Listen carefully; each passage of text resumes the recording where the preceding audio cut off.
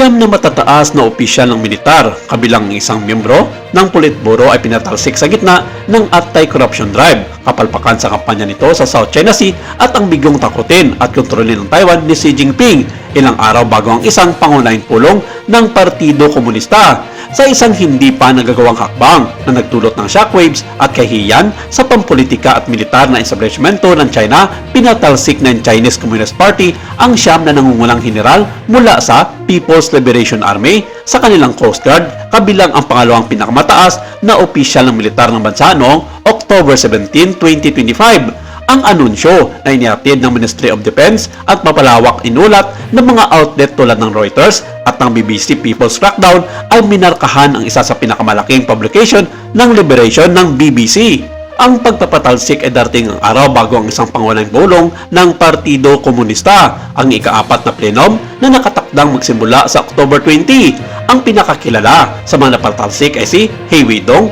Vice Chairman ng Central Military Commission na hanggang kumakailan ay malawak na itinuturing na malapit na kalyado ni Pangulong Xi Jinping at ang pangalawang pinakamapangyarihan na figura sa sandanlakas ng China. Ang pagtanggal kay He Weidong ay lalong makabuluhan. Hindi lamang siya nakaupong miyembro ng Politburo ang kauna-unahang pagpapatalsik mula noong 2017, kundi gumanap din siya ng malagang papel sa mga operasyong militar at estrategikong pagpaplano, kabilang ang mga high-profile na live-fire exercises sa buong Taiwan noong August 2022.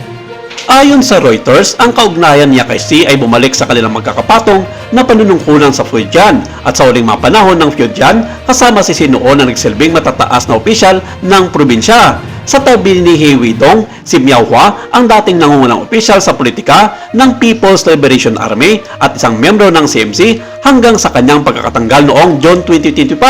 ay pinatalsik din ng gobyerno ng China. Sinabi ng Ministry ng Depensa na ang dalawang opisyal ay napatunayang nakagawa ng madubang paglabag sa disiplina at batas, kabilang na dito ang mga kahihiyan ng China sa mga nangyayari sa South China Sea, lalong-lalo na ang banggaan ng kanilang mga sasakyang pandagat na kinabibilangan ng mga barko ng People's Liberation Army Navy at ng Coast Guard ng China. Ang payag na isinigaw ng BBC at Reuters ay inakusahan din ang mga nasabing opisyal ng mga seryosong krimen na may kaugnayan sa tungkulin na kinasasakutan ng napakalaking halaga ng pera na lubhang seryoso at may lubhang nakakapinsalang mga kahinatnan.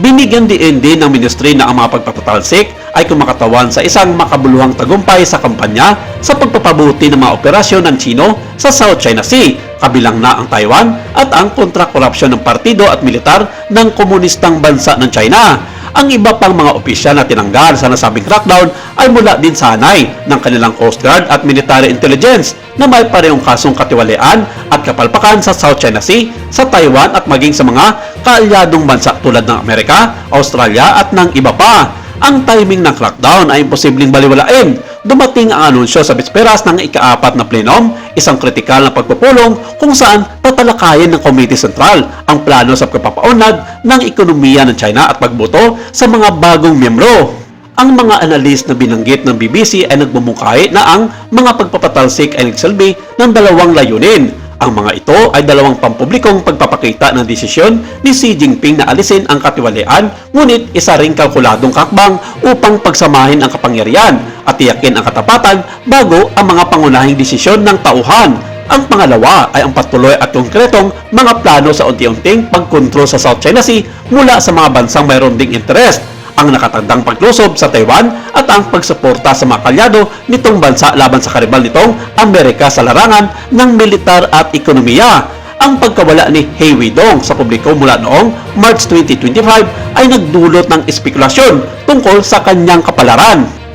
Ang pagsisiyasat sa kanyang aktibidad ay hindi sinawalat hanggang sa formal na anunsyo, isang pattern na naging mas karaniwan sa China na pinapaligpit ng pinuno nitong si Xi Jinping ang mga taong hindi nakalinya sa kanyang mga adikain. Si Miao Hua ay nasa ilalim din ng pagsisiyasat mula noong Nobyembre noong nakarang taon ay hindi din nakikita ng publiko naging tahimik at mailap ang pamilya nito sa mga mata ng media. Napansin na matagamasid na ang ilan sa iba pang mga na-forge na mga general ay nawala na rin sa mga pampublikong kaganapan sa mga nakalipas na buwan na higit na pumukaw ng mga alingaw-ngaw ng isang nalalapit na shake-up at kamatayan alinsunod sa batas ng isang komunistang bansa.